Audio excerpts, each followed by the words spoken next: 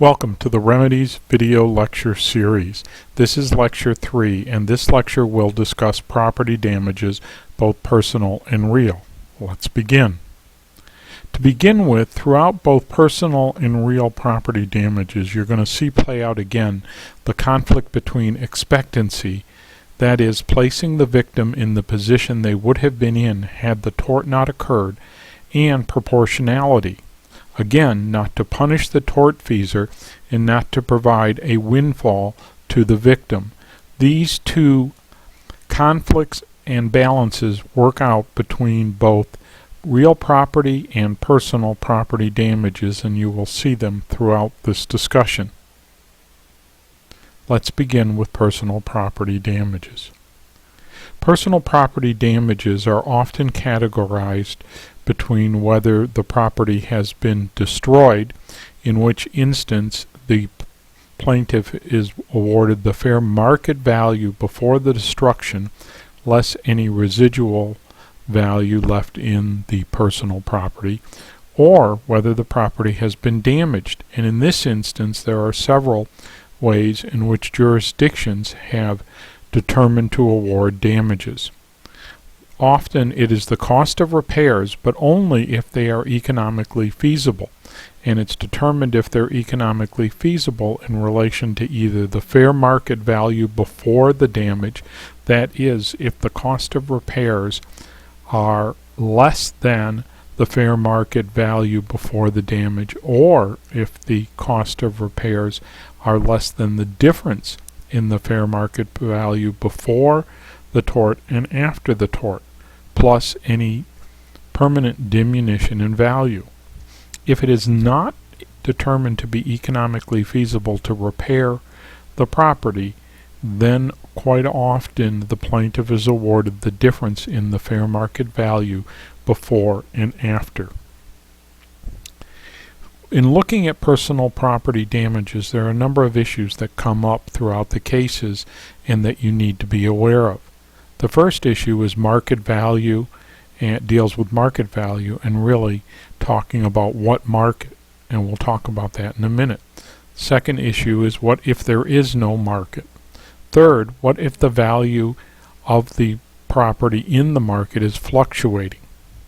Fourth, there are exceptions. There are exceptions to the general rules, and they generally deal with personal and household items, pets, and items or property that has sentimental value but no significant market value. Finally, we will look at loss of use of the property while it is being repaired or being replaced. So let's start talking about market value. And when I say market value, what market? Timing of market value is almost always immediately prior to the tort. That is, what the market value would be at the moments just before the tort occurred. But there's also which market controls. Generally, it is the market in which the property must be replaced.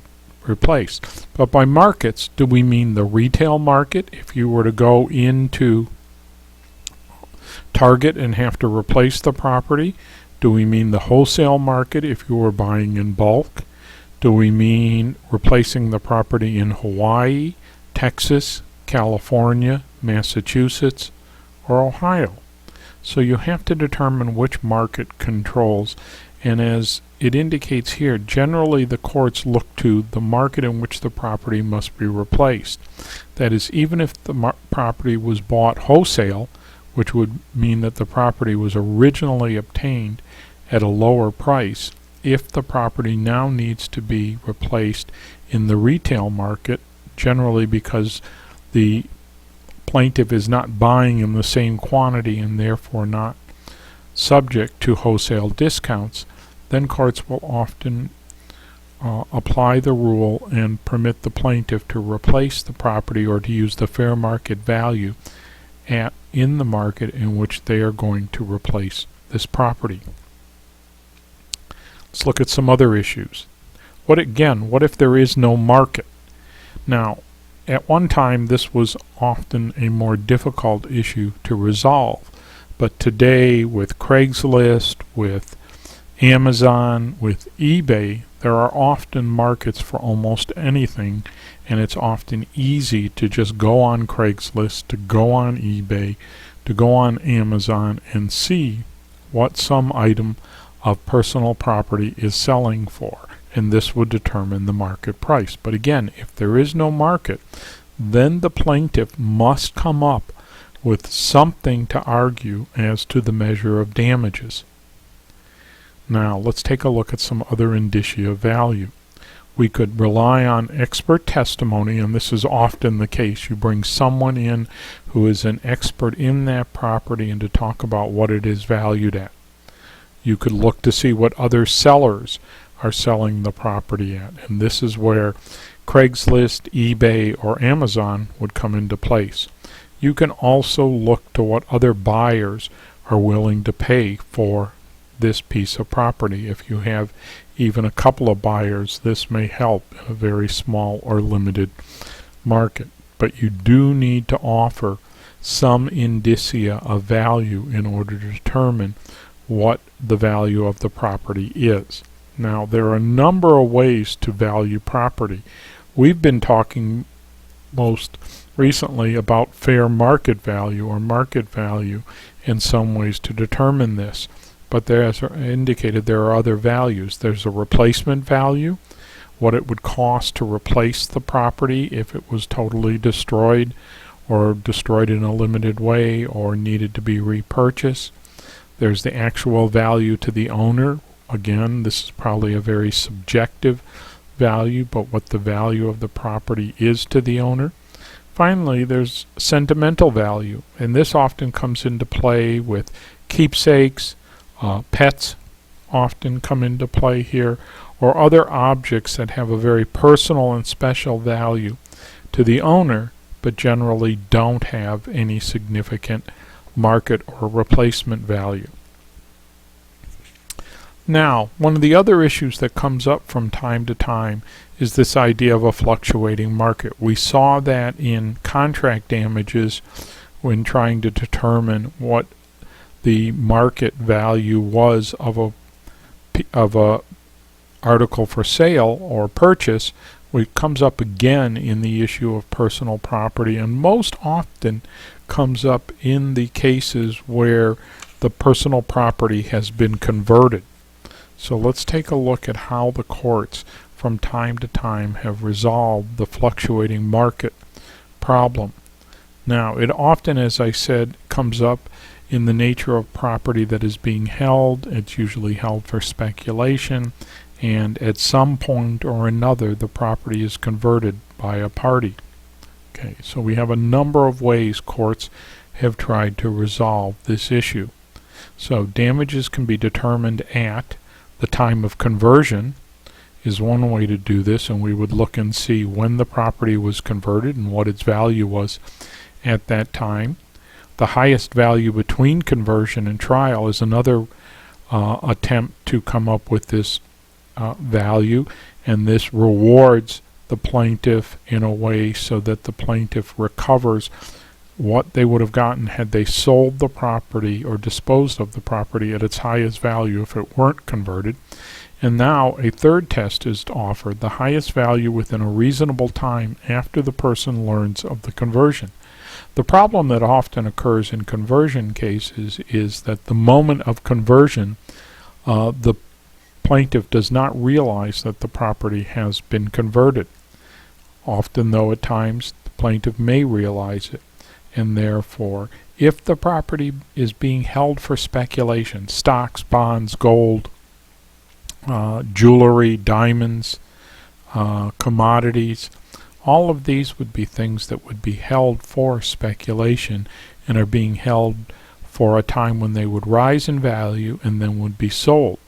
So now the question becomes is what time does a court allow a plaintiff to set the value of the property at, and how would then a jury be instructed as to valuing that property? Courts have often said that the reasonable time period is the time necessary for a reasonable investor to replace the property. That is, for the reasonable investor to obtain the funds and to then go into the market and then to replace the property. What the courts are trying to prevent is for the burden of speculation to being passed to the defendant. Again, this is one of those instances where we see the play out in the conflict between expectancy and proportionality. Now, let's talk about the general rules that apply here. If the property is destroyed, now that usually indicates that the cost of repairs exceed either the fair market value at the time of the tort or the difference before and after the tort, depending on how the jurisdiction measures it. Then the loss is usually the lost fair market value plus a loss of use. If the property is damaged but repairable to its pre-tort condition, the cost of repair cannot exceed the fair market value before and after, or the fair market value before, depending on the jurisdiction, plus the loss. In this instance, where it's damaged but repairable, the plaintiff will be awarded the cost of repair as long as they do not exceed either the fair market value before and after or the fair market value before, depending on the test that the jurisdiction uses. Finally, if the property is damaged but not repairable to its pre-tort condition, that is, it could be repaired, but even as it's repaired, it is not going to be in the same condition or have the same value afterwards, the courts will often permit the cost of repair as long as it doesn't exceed the difference in the fair market value before and after, or the fair market value before, again depending on the jurisdiction, plus whatever value the now repaired property has, plus a loss of use. So let's see how this might play out and how these competing expectancy and proportionality might come up with different results. So we've got a car with a pre-tort fair market value of $27,000. The car is damaged in an automobile accident. Let's assume negligence on the part of the defendant. The cost of repairs are now $12,500. The fair market value of this car without the repairs, though, is $17,000. So the plaintiff could sell his car pre-repaired for $17,000. The fair market value after the plaintiff were to make the repairs is $24,000. That is, with the repairs, the fair market value of the car has been reduced by $3,000 because it has been in an accident for whatever reason. Okay, now what you have to do is depends on how the jurisdiction is going to evaluate the economic feasibility of repairing this car. If in that jurisdiction damage is the cost of repairs if they are less than the pre-tort fair market value, then the plaintiff gets $12,500, the cost of repairs, because those are less than the pre-tort fair market value of $27,000. However, if the jurisdiction uses cost of repairs if it is less than the difference in the fair market value before and after, then the plaintiff gets $10,000 because the difference in fair market value between the two is that $10,000. Before the car was damaged and after it is damaged, the difference is $10,000. This scenario assumes that the plaintiff will take the $10,000 and sell the car for $17,000, recoup their $27,000, which was the fair market value pre-tort of the car.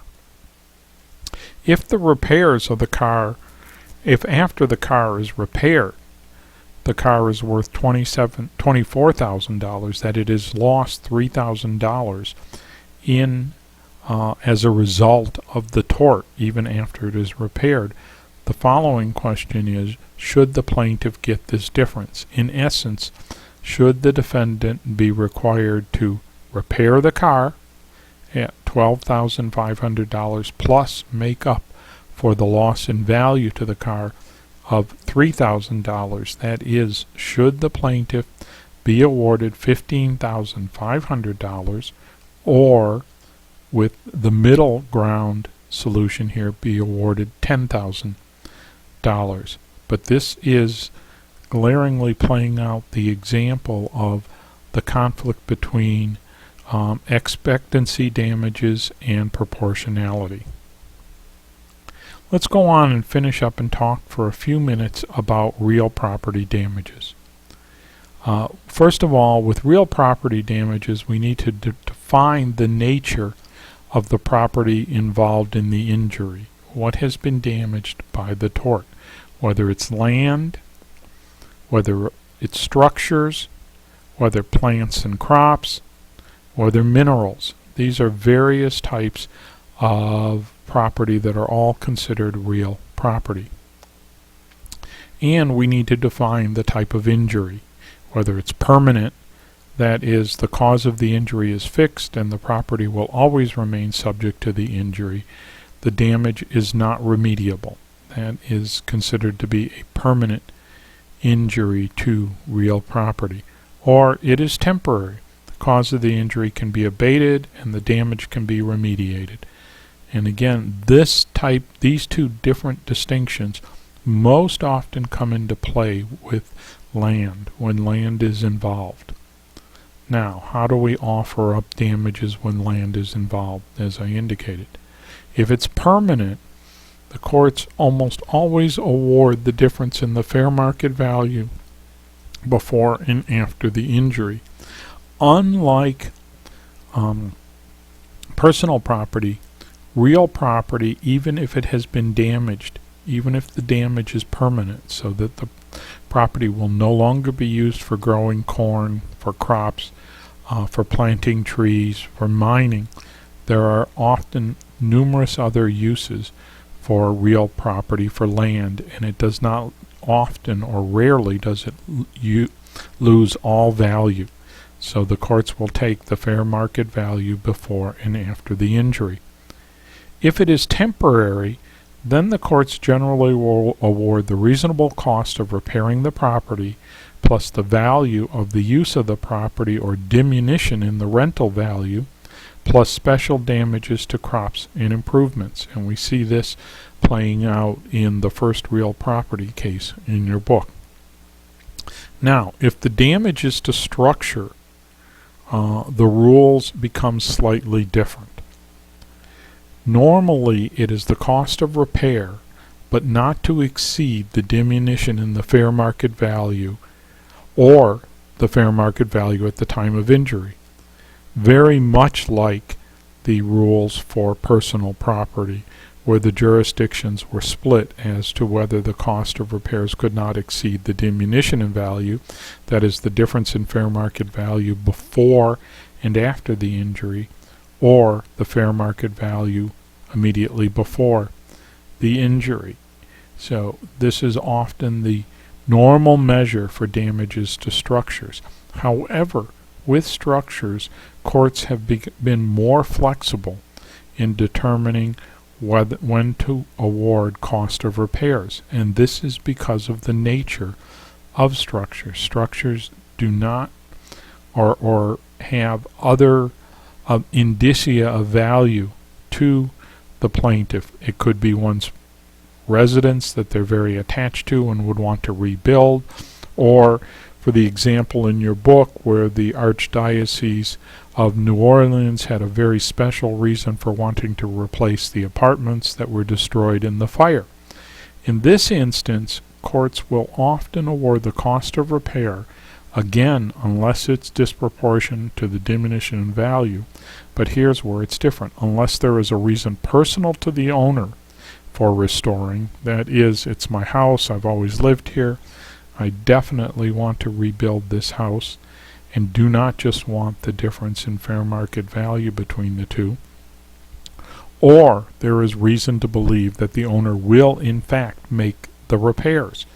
In the New Orleans case, there was clearly an indicia or reason to believe the owner will in fact make the repairs. In fact, they had already done so by the time the case had come to trial. Plants and crops also raise special problems. And we have to look at whether there's a special purpose for them. Trees which are shade trees, trees which are valuable ornamental trees. In this case, it's the difference in the value of the real property before and after the destruction. If the plants and crops are replaceable, then it's the cost of replacement. Finally, if they have been removed, it's often the market value at the time of removal, unless that far exceeds any loss in value to the property. And finally, if they have a commercial value, that is, that it's mining apple trees that are used for growing apples and selling them, then we look at the nature of the property and its intended use, and if there is a commercial value, well, we will award the loss in this commercial value. This now concludes this video lecture. At the completion of the video lecture, you are reminded to go to the TWEN site and take the assessment that accompanies this video lecture. Thank you.